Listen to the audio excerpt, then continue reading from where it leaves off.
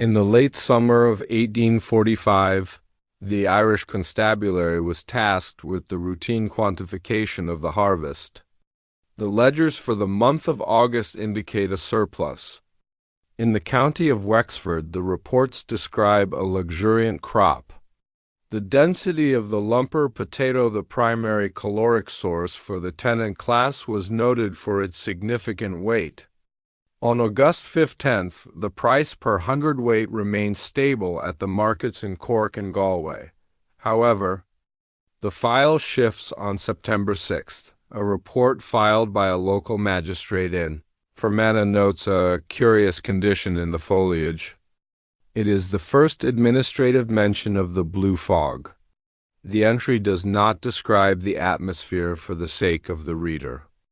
It describes it to explain the sudden shift in visibility for the surveyors.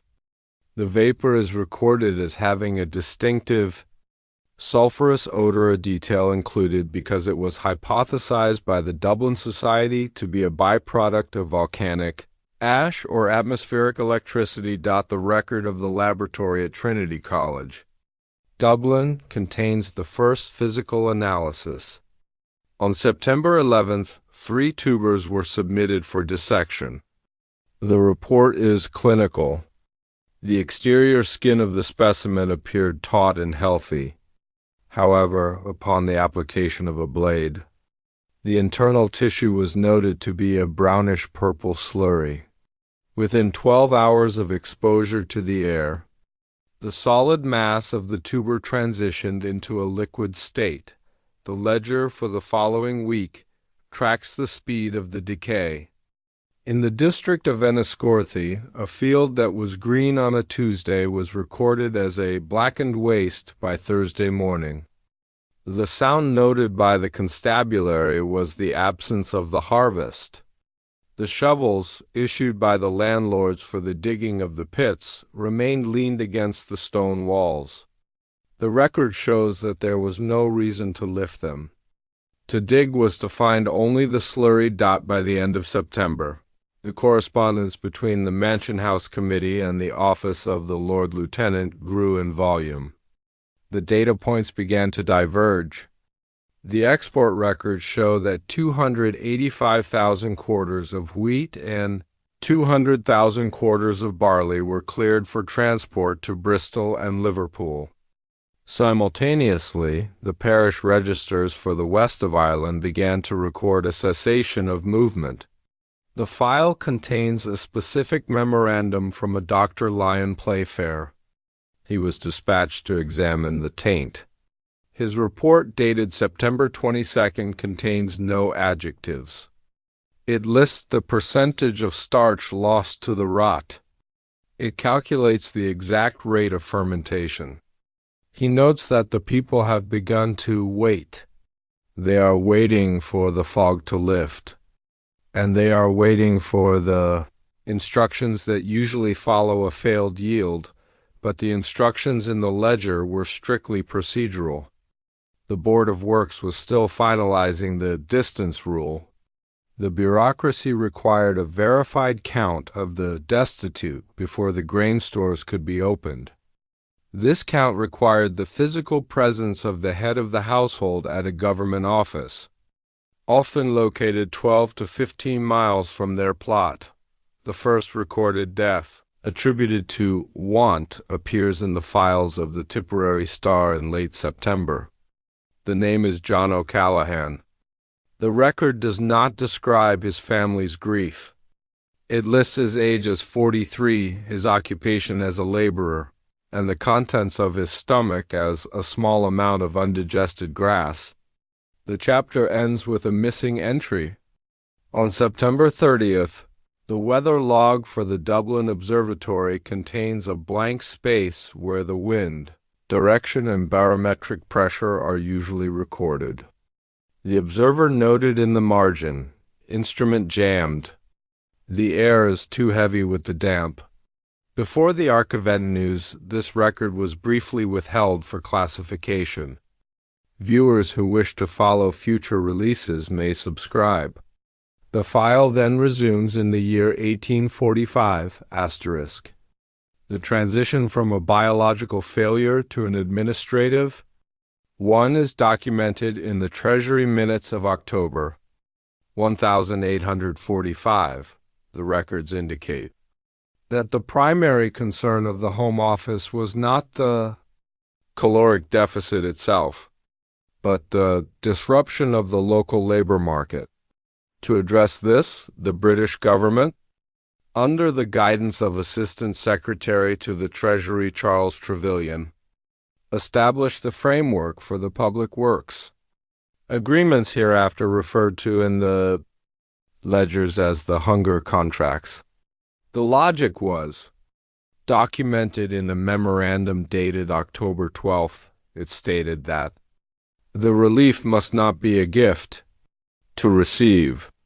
The daily ration of Indian meal, of course. Yellow maize imported from the United States, the applicant was required to enter into a legal contract of labor. The file specifies the exact parameters of this exchange. A man's labor was valued at 8 pence to 10 pence per day, depending on the county. The ledger of the Board of Works contains the specifications for road construction. These documents do not focus on the utility of the roads, many of which were designed to lead into bogs or stop at the edge of cliffs to avoid competing with private trade routes. Instead, the specifications focus on the stone. The contract required that limestone be broken into pieces no larger than 2 inches in diameter. The records show that overseers were provided with iron rings. If a stone did not pass through the ring, the laborer was not credited for the heap. A critical entry in the Treasury files concerns the price of sustenance. The government purchased 100,000 pounds worth of Indian corn, but the instructions to the relief committees were explicit. The corn was not to be sold below the market price of local grain. The record states this was to protect the merchants from undue competition.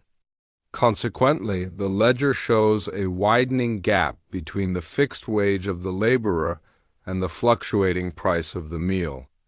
By late October, the 8 pence wage could no longer purchase the 5 pounds of meal required to sustain a family of 6 for 24 hours.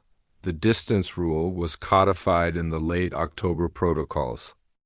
To prevent fraudulent claims, the record shows that any man seeking work on a relief project had to be employed at least 6 miles from his primary residence. The surveyor's logs calculate the energy expenditure. A laborer would walk 12 miles daily in addition to 10 hours of manual stone breaking.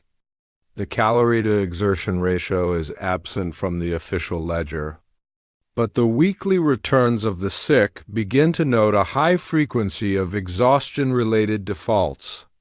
The file for the Skibbereen district contains a copy of a standard contract. It required the laborer to provide his own tools. The entry for October 24th notes that several men arrived at the worksite without shovels. The overseer's log states, denied entry, shovels sold for rent. Applicant requested to leave the site. There is no further mention of these men in the November logs. An internal letter from the Board of Works, found in the National Archives, discusses the problem of the women and children. The contracts were primarily issued to able-bodied males. The records show no provision for households where the male had already succumbed to the blue fog or had emigrated. In these cases, the file indicates that the household was simply removed from the active role. The chapter concludes with a receipt from the Port of Galway. Dated October 31st, 1845, it marks the arrival of the first shipment of Indian corn. Below the signature of the receiving officer, there is a small, hand-drawn tally of the crowd gathered at the pier. The count stops at 400, the officer noted. The crowd was dispersed by the 5th Regiment of Foot. No casualties reported in the official log. Though several caps were found floating in the harbor, the file remains incomplete here. The ledger for the following month, November 1845, shows a sudden change in the ink color used by the clerks, a shift to a deep, iron-gall black that has since corroded through the paper. The ledger of the Board of Works for November 1845 records a significant increase in the requisition of heavy implements. As the potato crop continued to liquefy in the pits, the transition to a road-based economy became absolute.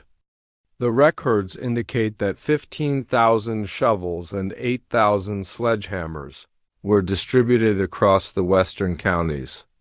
Each tool was branded with the broad arrow mark of the British government, signifying it as Crown property. The sound of the shovel refers to the specific acoustic environment documented in the journals of the site, overseers.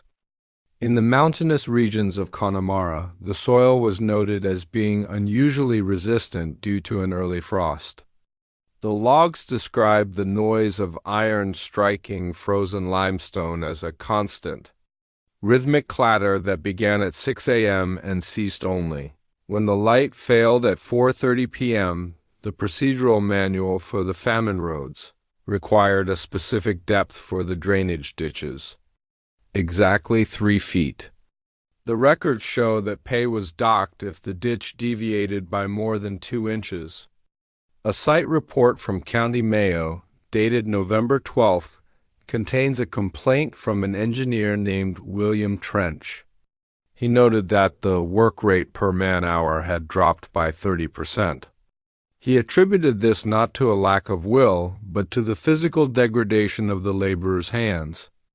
The record states that the skin, thinned by a lack of protein, would peel away from the bone after 4 hours of contact with the wooden shafts of the shovels. The inventory of the tools also reveals a pattern of missing assets. By mid-November, the Board of Works noted a discrepancy in the number of shovels returned at the end of the shift. A search of local pawnshop records in Ennis reveals the reason. A government shovel could be exchanged for 2 pence the price of a single bowl of stirabout, maize porridge. The penalty for a lost tool was the immediate termination of the hunger contract.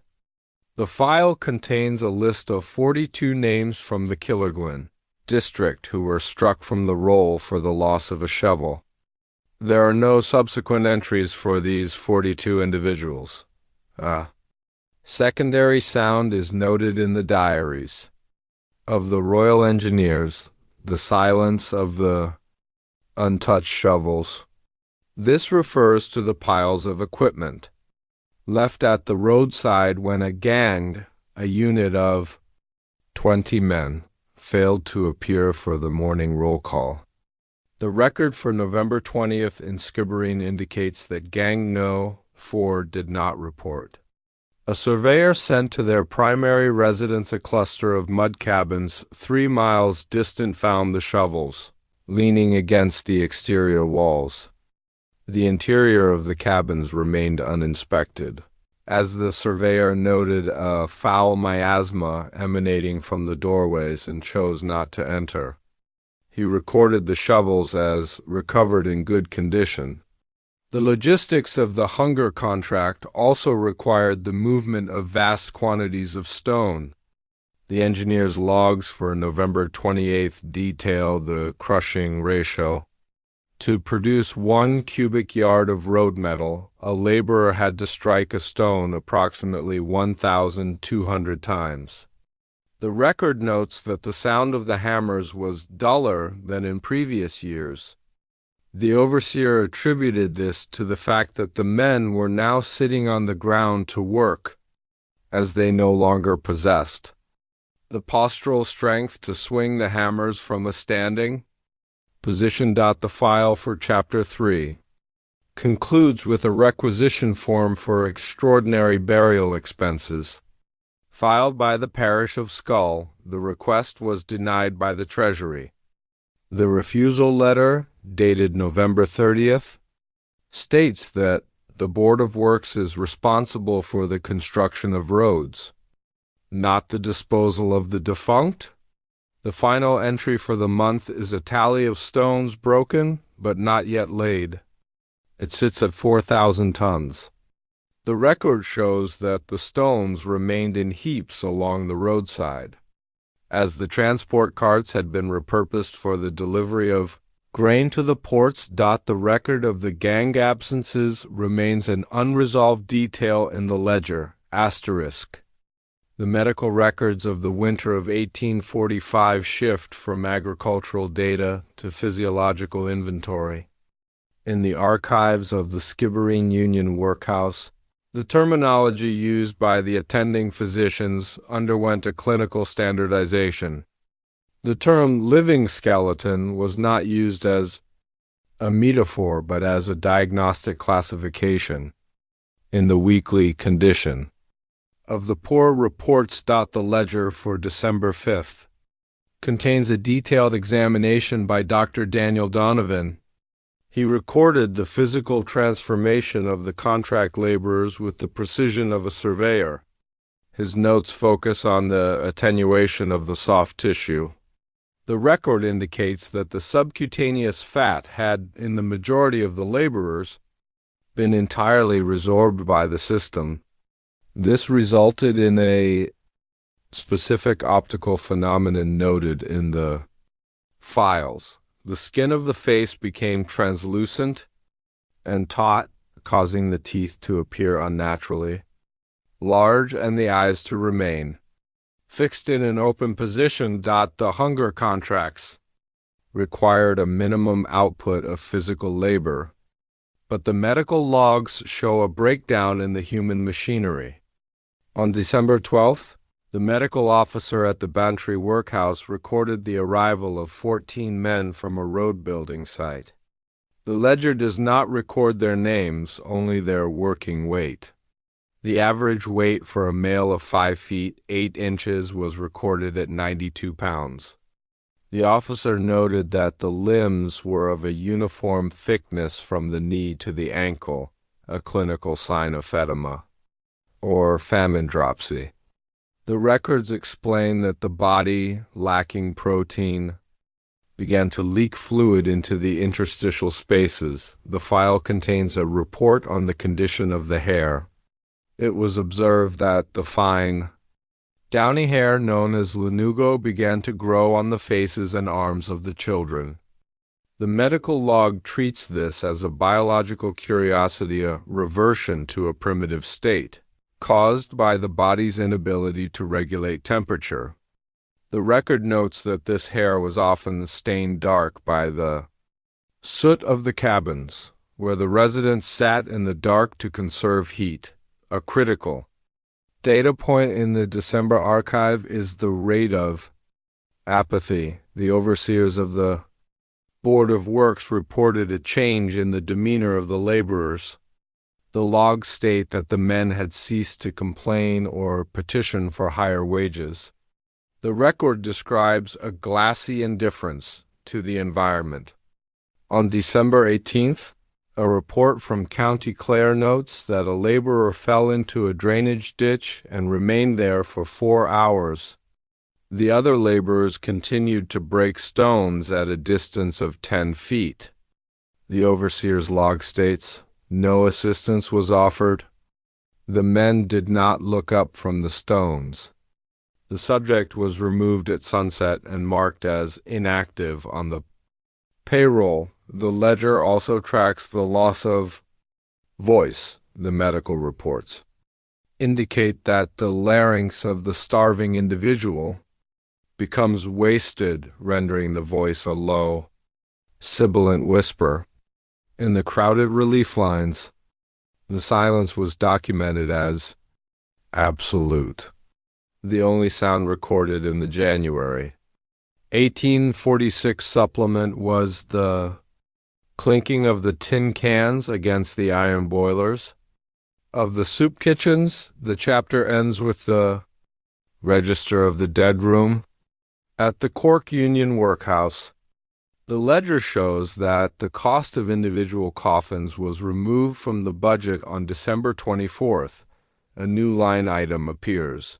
The sliding bottom coffin. This was a reusable administrative tool. The record describes its function. The body was transported to the mass pit. The latch was released and the body was dropped. The coffin was then returned to the workhouse for the next entry in the ledger. The file for December 31st, 1845 contains a final tally of the productive laborers versus the hospitalized. The number of those fit for threshold had decreased by 40% in 60 days. The ledger contains a blank space where the projected labor for January should be the record of the sliding bottom coffin. Serial numbers remains an unresolved detail in the warehouse inventory. The archives of the British Customs and Excise for the winter of 1845 to 1846 present a mathematical contradiction. While the hunger contracts were being drafted to provide ounce-measured rations of Indian meal to the interior, the port ledgers of Cork, Waterford, and Limerick recorded a peak in the extraction of high-protein caloric assets. The records for the week of December 10, 1845, indicate that as the living skeletons were being tallied in the workhouses, 50 ships cleared the harbor at Cork. The manifests preserved in the National Archives list the following cargo: 12,000 barrels of salted beef, 5,000 firkins of premium butter, and 250,000 quarters of oats. The oats, according to the ledger, were destined for the stables of the British cavalry and the urban centers of London and Liverpool. The procedure for these exports was strictly militarized. The log of the 5th Regiment of Foot contains the daily orders for the protection of the food convoys. The record shows that grain carts traveling from the interior to the coast were flanked by 10 soldiers with fixed bayonets. The incident log for December 15th notes a blocking action by 300 civilians near Dungarvan. The entry is clinical. The crowd attempted to halt the oak carts, warning shots fired. 4 individuals detained for obstructing the Queen's Highway. The cargo reached the quay at 16 o'clock hours. The logic of the market is further documented in the correspondence of the commissariat. A letter from Sir Randolph Ruth to the Treasury explains the necessity of these exports. He states that interfering with the natural flow of commerce would be a greater tragedy than the blight itself, as it would discourage private merchants from importing grain in the future. The ledger shows that while the government was importing low-grade maize from America, it was simultaneously overseeing the export of Irish-grown wheat. Specific entry in the Waterford Export Registry for January 1846 lists a shipment of 500 pigs. The logistical note attached to the entry mentions that the animals were in excellent condition, having been fattened on the surplus grain of the previous season. In the same ledger, on the facing page, the Relief Committee report for the Waterford Interior notes that the local population had begun to consume turnip tops and seaweed to supplement the 10-ounce ration of maize. The archives also reveal the geography of the Guard. The records of the Board of Ordnance show the construction of temporary barracks along the primary export routes. These structures were built using the same stone-breaking labor utilized in the hunger contracts. The construction log for the barracks at Killaloe indicates that the laborers were paid in meal tickets to build the very walls that would house the troops guarding the grain they could not afford to buy. The export-import ratio for the final quarter of 1845 shows that for every pound of relief meal that entered the country, approximately 2 pounds of Irish-produced food departed. The file for the Port of Limerick contains a discrepancy note regarding a shipment of butter. The officer noted that the wooden casks were stained with mud, suggesting they had been rolled through the fields by hand under the cover of darkness to avoid the local starvation picketing. The chapter concludes with a receipt for port dues paid by a vessel. Named the Ajax. The cargo was listed as lard and fine. Flour. The date of departure was January 5th, 1846. On that same day, the burial tally for the parish of Skibbereen reached 40. The file remains incomplete regarding the destination of the Ajax cargo. The ledger for the recipient port in Bristol contains no record of its arrival, suggesting the vessel was either rerouted or the manifest was altered after clearance. Asterisk, the archives of the winter of 1846 transition from the open road to the domestic interior. As the hunger contracts failed to cover the rising cost of rent, the legal records of the encumbered estates detail the systematic removal of the tenantry. This procedure was documented in the bailiff's logs under the heading Ejectment by Habera. The record of the tumbling is a matter of architectural data. To render a cabin legally uninhabited and thus exempt the landlord from paying the poor rate on the property, the structure had to be made uninhabitable. The bailiff's manual for the Lucan estate in County Mayo specifies the method: the removal of the thatch, the straw roof, and the toppling of the chimney. Without a roof, the legal definition of a dwelling ceased to exist in the census. The physical inventory of these cabins, as recorded by the constabulary during the evictions, provides a list of residual assets.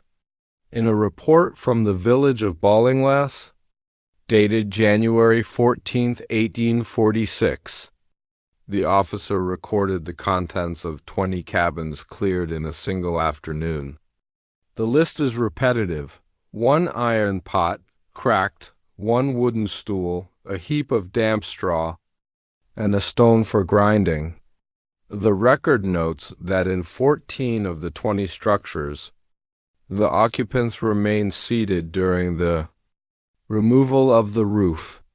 They were eventually removed by physical extraction to the roadside. The ledger of abandonment tracks the movement of these evicted populations toward the bogs, since the hunger contracts required a fixed address for the weekly pay sheet. The loss of a cabin often resulted in the loss of employment. The surveyors for the Board of Works noted a new phenomenon in the landscape: the scalp. The scalp was an administrative term for a hole dug into the side of a ditch or a bank, covered with the discarded thatch from the tumbled cabins. The medical officer's report for the Belmullet district contains a census of these holes. On January 22nd, he recorded 30 scalps along a 2-mile stretch of road. He noted the temperature inside the holes was only 3 degrees higher than the exterior air. His report does not mention the inhabitants' names, but it does quantify the volume of excrement found within, used as a metric to determine the duration of the occupancy. The archive for this period contains a specific file on the silence of the cabin. This refers to the reports of the relief inspectors who were tasked with verifying the deaths of contract laborers who failed to report to the stone-breaking sites. An inspector's log from County Clare, dated January 29, 1846, describes the entry into a cabin where the rent was 3 months in arrears. He noted that the fire had been out for so long that the ash had turned to a white, flour-like powder. He found a woman and 2 children in the corner. He did not describe their expressions.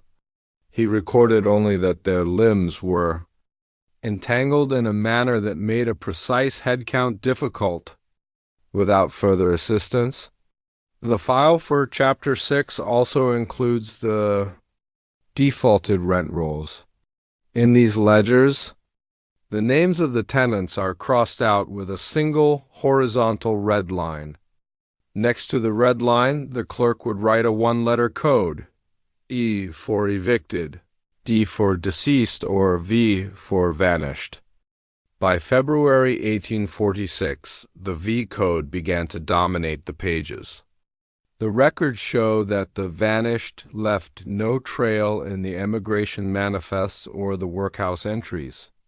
They simply ceased to appear in the economic data of the estate. The chapter concludes with a maintenance invoice for the repair of a bailiff's crowbar. The iron had bent during the destruction of a particularly thick stone wall in a village near Skibbereen. The cost of the repair 4 pence was charged to the estate's improvement fund. The record of the entangled head count in the Clare cabin remains incomplete. The inspector noted he would return with a card on the following Monday, but the ledger for that Monday contains only a weather report. Heavy snow.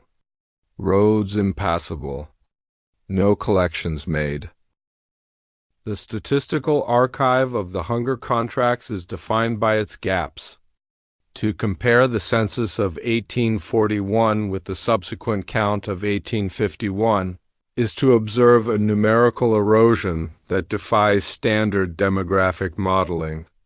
However, the record of 1846 provides the specific mechanism of this. Disappearance, the administrative. Deletion, the ledger of the General Register Office in Dublin contains the protocols for the annual population. Estimate. In February 1846, the clerks noted a significant failure in the data collection from the western seaboard. The enumerators, often local schoolmasters or petty officers, were unable to complete their rounds. One enumerator's report from the barony of Ayr Estates. The houses listed in the 1841 survey no longer contain recognizable inhabitants. The names on the doorposts do not match the faces within, and the faces within are unable to provide their names. This led to the omission of the unproductive. Under the rules of the hunger contracts, a laborer who died while in the employment of the Board of Works was to be recorded in the casualty return. However, the file shows that if a man died on a Sunday, his day of rest, he was not considered an active employee. Consequently, his death was not a matter for the board, since the parish registers were also collapsing due to the illness or flight of the clergy. These individuals slipped through the statistical mesh. The archive contains a discrepancy file regarding the townland of Mullaig. In 1841, the population was recorded at 462 in the 1846 Relief Committee survey. The number is listed as 118. There is no record in the local emigration passports or the workhouse admissions to account for the 344 missing individuals. The ledger simply moves on to the next townland. The omission was treated as a clerical error rather than a biological event. A secondary form of omission is found in the gendered tally. The hunger contracts were issued to heads of households, almost exclusively male. When the male died, the contract expired. The records for March 1846 show a surge in anonymous dependents. These were the women and children who followed the labor gangs, existing on the periphery of the work sites. They appear in the ledger only as nuisances or obstructions to traffic. An overseer's log from Roscommon notes. Removed a group of 15 women from the stone heap. They were searching the dust for grain. They have no names on the roll. They were cleared toward the bog. The file for Chapter 7 also examines the emigration manifests of the coffin. Ships. The record shows that many landlords paid for the passage of their tenants as a clearance measure. However, the passenger lists often ended at the gangplank. The ship's log of the Elizabeth and Sarah, 1846, contains a tally of passengers at departure, 276. The tally at arrival in Quebec, 212. The 64 missing individuals are not named. They are recorded as loss of weight in cargo. The logic of the void is summarized in a letter from a treasury clerk to the census office. We cannot provide bread for those who do not exist on paper. If the name is missing from the 1845 rent roll and the 1846 work list, the individual is, for the purposes of the Crown, a non-entity. The chapter concludes with a summary of the uncounted. In a single district of County Cork, the difference between the estimated survivors and the verified living reached 4,000 souls by the spring of 1846. The ledger contains a footnote. Data inconclusive due to the absence of informants. The record of the 344 missing from Mullig remains an unresolved detail in the national census. The names were never added to the death returns, and the cabins were listed as never occupied in the 1851 revision * the geological. Record of the hunger contracts is preserved. In the famine roads, thousands of miles of infrastructure that the Board of Works logs describe as constructed for the sake of reconstruction. By April 1846, the engineering files indicate that the primary objective was no longer transit, but the quantification of Fexhausten. The standard of the cubic yard was the metric used to measure a laborer's daily output. According to the Board of Works instruction to overseers, a man was required to break and pile 1 cubic yard of limestone to receive his full 10-pence wage. The records of the Ennis district show that as the winter progressed, the volume of the heap became the only factor in the transaction.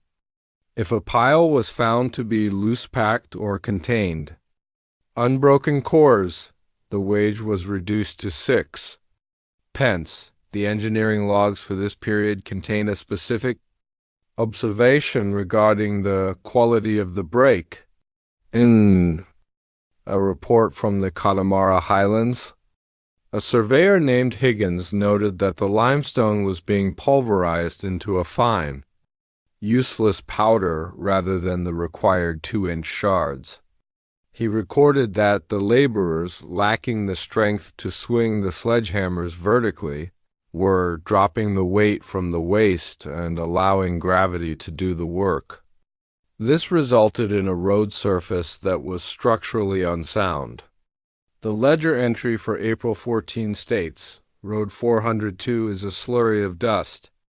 It will wash away with the first rain. The labor is effectively erased as soon as it is performed. The weight of the stone also refers to the physical transport of the material. In the absence of working horses, most of which had been requisitioned or had died of starvation, the records indicate that the stones were moved using hand barrows. The specification for these barrows required 2 men to carry a load of 150 pounds. The weekly mortality returns for Tharroad Works in County Mayo show a high correlation between barrow duty and Sudden cardiac failure. The ledger does not record the names of those who collapsed. It simply notes the temporary cessation of barrow no. 9. Critical entry in the supply and demand. Files of the Board of Works concerns the roads to. Nowhere. The engineering maps of 1846 show hundreds of these projects. They do not connect villages to markets. They often terminate in the middle of a bog or at the foot of an impassable mountain. The record explains that these locations were chosen specifically because they were devoid of commercial interest, ensuring that the government-funded labor did not interfere with private enterprise. The stones were moved from one side of the valley to the other, creating a permanent physical record of artificially generated effort. The ledger of the quarry tracks the extraction of the stone. In a quarry near Skibbereen, the records show that 500 men were employed to excavate limestone. The foreman's log for April 20th notes that the sound of the quarry had changed. The clinking of the hammers was replaced by the scraping of the shovels. The men were no longer able to penetrate the deep rock. They were merely scraping the loose scree from the surface. The foreman recorded, "The output is insufficient. The men are sitting in the shade of Theric Face. They appear to be counting the stones." The chapter concludes with a maintenance tally. For the roads constructed in the spring of 1846, by May, many of these roads had already begun to disappear. The records show that because the laborers were too weak to properly bind the surface with gravel, the wind and rain began to reclaim the limestone. The file for the barrow no. 9 incident remains an unresolved detail. The ledger notes that the barrow was returned to the depot for repair, but it does not specify what became of the two men who were carrying it when it fell. The transition of the archive from the field to the Treasury office is marked by a shift in the quality of the paper. By the summer of 1846, the hunger contracts were deemed an administrative failure not because the population had been sustained, but because the expenditure had exceeded the budgetary forecast for the emergency. The records indicate a move toward a system of total closure. The final receipt refers to the reconciliation of the Board of Works accounts in July 1846. A memorandum from the Treasury in London, signed by Charles Trevelyan, declared that the public works projects would be wound down with all deliberate speed. The logic, as recorded in the file, was that the dependence on government labor was creating a moral contagion of idleness. The ledger for July 15 contains the order to cease the payment of wages in the western districts, effectively terminating the contracts of over 100,000 men. The archival records of the closure of the works document the physical fallout of this decision. In the district of Glandor, the overseer's log for July 21st notes that the laborers refused to leave the road sites. They remained standing on the unfinished limestone surfaces. The record does not describe their protests. It simply notes that no work was performed, and therefore no tickets were issued. The final receipt for this district shows a balance of Zeramil rations distributed for the final week of the month. The file contains an inventory of remaining assets. The government issued shovels and sledgehammers were ordered to be collected and greased for long-term storage. The records of the Royal Ordnance show that in several instances, the laborers refused to surrender the tools. A report from a sergeant in the 67th Regiment of Foot describes the recovery of the Crown property near Castlebar. He noted that the men clutched the wooden handles with such intensity that the shafts had to be pried from their fingers using mechanical leverage. The administrative resolution of the crisis involved a transfer of responsibility. The ledger of the Temporary Relief Act shows that the burden of the famine was shifted from the imperial treasury to the local poor rates, essentially requiring the bankrupt Irish landlords to tax their starving tenants to pay for their own survival. The final receipt for the year 1846 includes a calculation of the outstanding debt of the unions. It was a figure that the records admit could never be collected. A specific entry in the Dublin Commissariat file for August 1846 details the disposal of the remaining Indian meal. Rather than being distributed to the closed work sites, the meal was held in reserve to stabilize the market. The record shows that while the meal sat in the warehouses, the daily mortality tally in the neighboring streets increased by 15%. The receipt for the storage fees of this grain is the last document in the file. The resolution of the hunger contract era is found in a small, handwritten note in the margin of the Board of Works General Ledger. It reads, "All accounts for the 1845-46 season are hereby audited. Discrepancies in the head count are to be attributed to the mobility of the vagrant class. No further investigation is required." The chapter concludes with the final pay sheet of the Skibbereen Road. The last name on the list is Timothy O'Shea. Next to his name, instead of a signature or a mark, there is a smudge of grease. The record notes, "Subject failed to witness the receipt. Wage withheld." The file for the withheld wages of the summer of 1846 remains an unresolved detail in the treasuries. Unclaimed funds, ledger asterisk.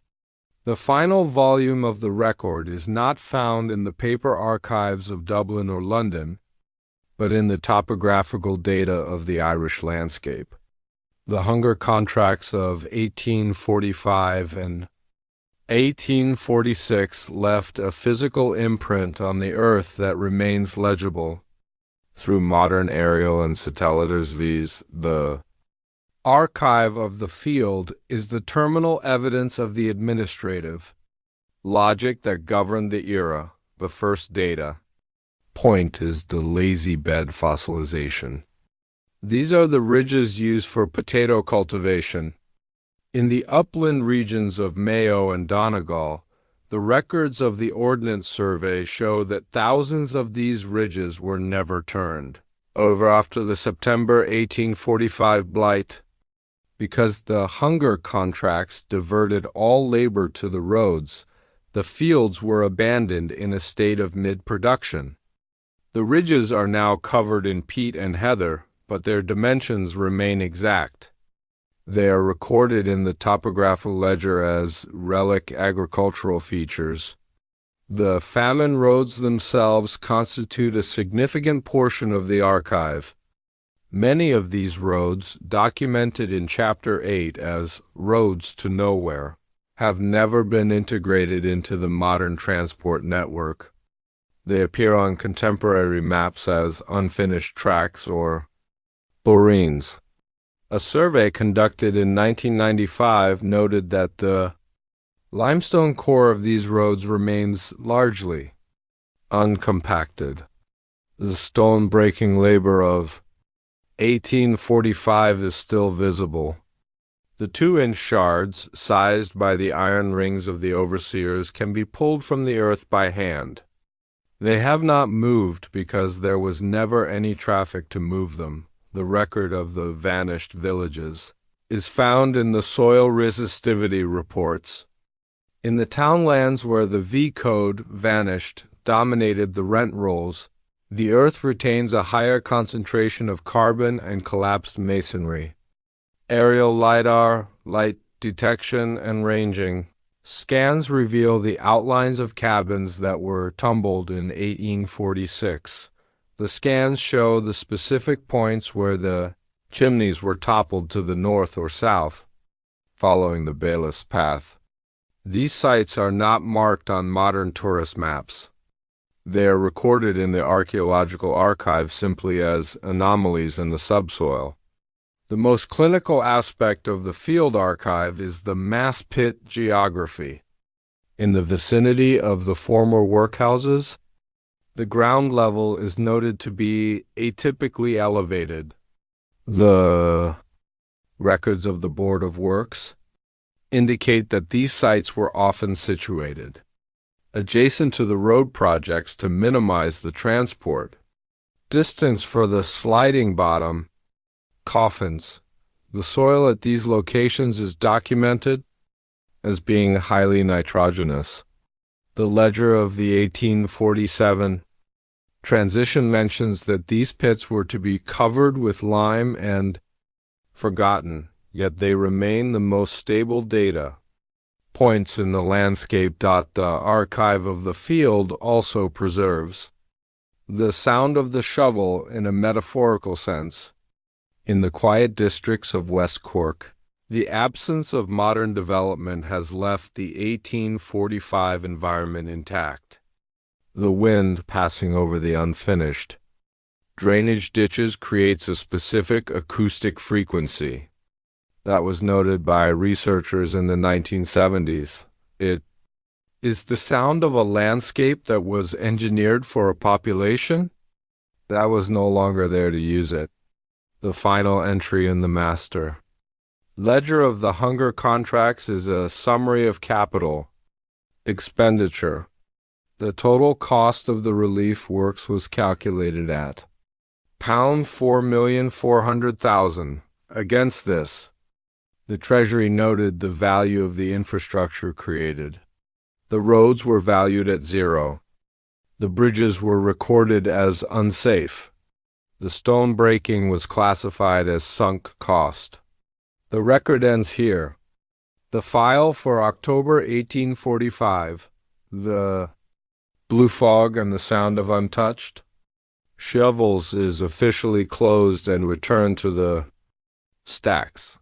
The final unresolved detail is the missing volume. The record for the year 1847, the year the contracts were replaced by the Soup Kitchen Act, is missing from the primary Board of Works sequence. Only a single empty folder remains, titled 1847, the Year of the Silence.